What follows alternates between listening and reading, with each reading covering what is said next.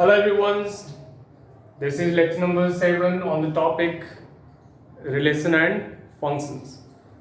तो इसमें हम लोग कुछ प्रॉब्लम्स देखेंगे इस पर बेस्ड। तो सबसे पहला क्वेश्चन है प्रूव दैट। ये क्वेश्चन आपका बोर्ड में आया हुआ है 2010 में, ठीक है, बहुत ही इंपॉर्टेंट क्वेश्चन है ये, ठीक है। तो इसमें क्वेश्चन कह रहा है कि prove that the relation R on the set n crossing, जहां पे n क्या है, नेचुरल नंबर है, n क्या है, natural number, defined by AB related to CD, AB related to, अभी ये दो ऑर्डर पे रिलेटेड है। पहले एक एक एलिमेंट रिलेटेड हो रहा था, अब क्या है कि दो ऑर्डर पे एक दूसरे से रिलेटेड है। कब? जब ये कंडीशन हो for A, B, C, D, ये दोनों जो ऑर्डर पेयर है वो किसका मेंबर होना चाहिए, n क्रॉस n का होना चाहिए, ठीक है, Cartesian product of natural numbers. तो प्रूफ करना है कि आपका इक्विवेलेंस रिलेशन होगा, और इसका हम लोग इक्विवेलेंस क्लास में निकालना है 2, 3 और 1, 3 का। देखते हैं इसको इक्विवेलेंस रिलेशन कैसे प्रूफ करेंगे। तो सबसे पहले चेक करेंगे रिफ्लेक्सिव है कि नहीं। तो रिफ्लेक्सिव के लिए मान लेते हैं कि A, B जो है belongs to n cross n, ठीक है। तो देखिए इसमें लिखा हुआ कि A, B related to C, D। अगर ये तभी होगा जब A प्लस D किसके बराबर होगा, B प्लस C के बराबर होगा। यहां हम क्या किए हैं कि AB belongs to n cross n। यहां हमको प्रूफ करना है कि AB जो है ये किससे रिलेटेड होना चाहिए, AB से ही होना चाहिए। मतलब हमको प्रूफ करना पड़ेगा कि ये दोनों का सम और ये दोनों का सम क्या होना चाहिए, बराबर। तो A plus B is equal to B plus C. तो यहां पे देखिए since A plus B is equal to B plus A, ठीक है, A plus B A plus D, देखिए A plus D is equal to B plus C. तो A plus D is equal to B plus C. तो obvious सी बात है ऐसा होगा। Addition जो है वो तो कॉम्यूटेटिव लॉ को फॉलो करते ही है। तो कह सकते हैं clearly A, B related to A, B for all A, B belongs to n cross n. So it is reflexive. ये क्या होगा, रिफ्लेक्सिव होगा, ठीक है। रिफ्लेक्सिव प्रूफ कर दिए हम लोग। अब हम लोग क्या प्रूफ करना है, सिमेट्रिक प्रूफ करना है। तो सिमेट्रिसिटी के लिए सिमेट्रिक हम लोग को प्रूफ करना है। तो सिमेट्रिक के लिए क्या करेंगे हम लोग, मान लेते हैं कि लेट A, B और C, D दोनों एक दूसरे से रिलेटेड है, ठीक है। A, B related to C, D। और अगर हम ये प्रूफ करते हैं कि C, D भी A, B से रिलेटेड होगा तो वो रिलेशन क्या होगा, वो रिलेशन सिमेट्रिक होगा। तो A, B related to C, D अगर ऐसा है तो हम लिख सकते हैं कि A प्लस D जो होगा वो किसके बराबर होगा, B प्लस C के बराबर होगा। अब देखिए हमको प्रूफ क्या करना है, हमें ये प्रूफ करना है कि C, D रिलेटेड होना चाहिए किससे, A, B से। तो इसके लिए क्या होना चाहिए, देखिए A प्लस D मतलब फर्स्ट और लास्ट, यहाँ पे C प्लस क्या होना चाहिए, B और D प्लस A। अगर ऐसा प्रूफ कर देते हैं तो हमारा काम हो जाएगा। तो यहां देखिए A plus D is equal to B plus C। अब A plus D is equal to B plus C, क्या हम इसको रिवर्स लिख सकते हैं ऐसे, इसको हम लोग ऐसे लिख सकते हैं कि B plus C is equal to A plus D, या इसको भी रिवर्स कर सकते हैं क्योंकि एडिशन कॉम्यूटेटिव लॉ को फॉलो करता है। तो C plus B is equal to D plus A, ऐसा है तो इससे ऐसा रिलेशन होगा, ठीक है। तो यहां से कह सकते हैं कि रिलेटेड इतना रिलेटेड इतना, तो यहां से हम क्या कर सकते हैं, इंप्लाइज हम लोग कह सकते हैं कि C, D related to A, B। तो clearly A comma B related to C comma D implies C comma D related to A comma B. तो ये रिलेशन क्या होगा? This relation is symmetric relation. अब हमें प्रूफ करना है transitivity के बारे में, ट्रांजिटिव है कि नहीं है. अगर तीनों होगा तब ना इक्विवेलेंस रिलेशन होगा.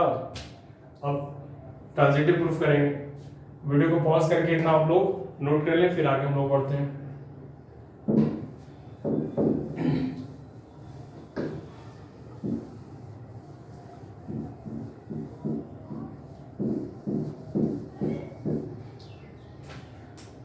ट्रांजिटिव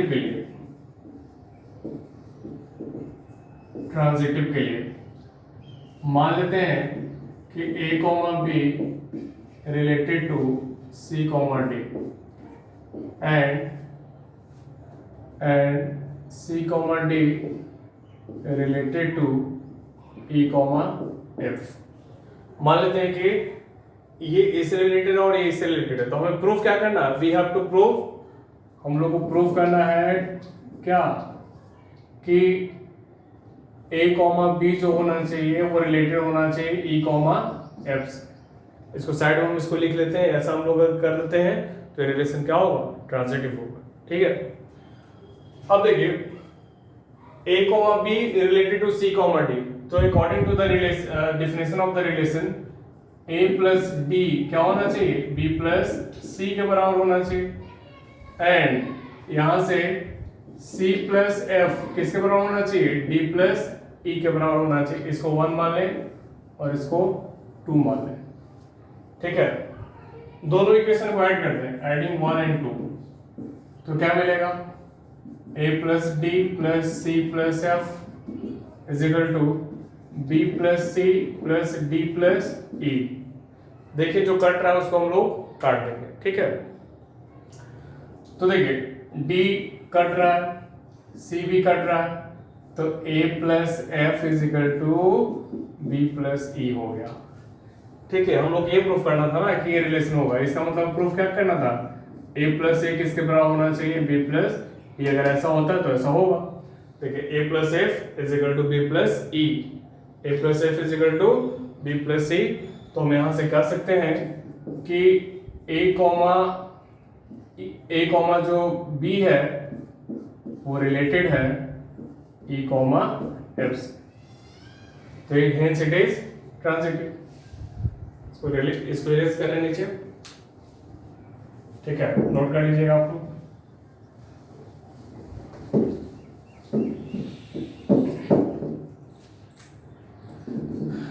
तो इट इज ट्रांजिटिव. ठीक है. अब हम लोग देखिए हम लोग क्या प्रूफ कर दिए? रिफ्लेक्सिव प्रूफ कर दिए, सिमेट्रिक प्रूफ कर दिए और ट्रांजिटिव प्रूफ कर दिए. अगर तीनों है तो रिलेशन क्या होगा? इक्विवेलेंस होगा. तो हम कह सकते हैं कि hence relation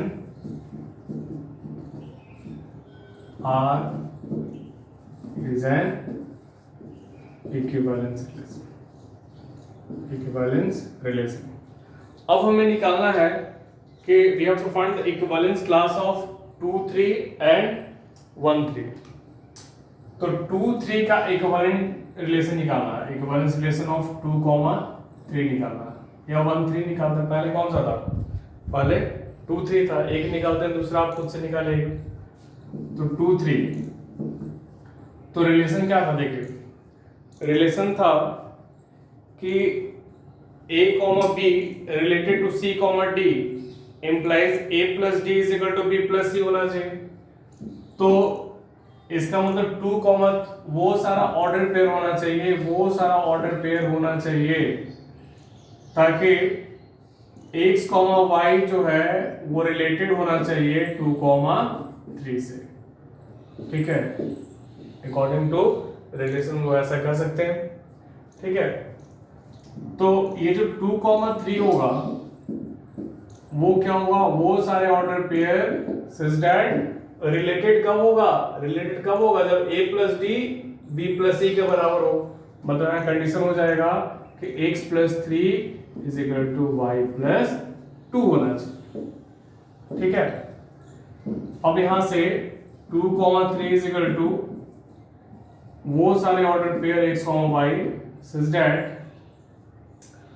y is equal to क्या हो जाएगा x plus 1, y is equal to x plus 1। तो यहाँ जो होगा y is equal to x plus 1 है, तो 2,3 का जो ऑर्डर पेयर होगा x, प्लस 1 भी लिख सकते हैं इसको, y is equal to x plus 1 है, जहां पे x belongs to natural number. ठीक है, x क्या होना चाहिए, नेचुरल नंबर होना चाहिए। तो 2, 3 का देख लीजिए क्या क्या इक्विवेलेंस क्लास हो सकता है। 2, 3 का इक्विवेलेंस क्लास क्या क्या हो सकता है, इसको आप लोग देख लीजिए। तो क्या क्या होगा ये आपको लिख रहे हैं।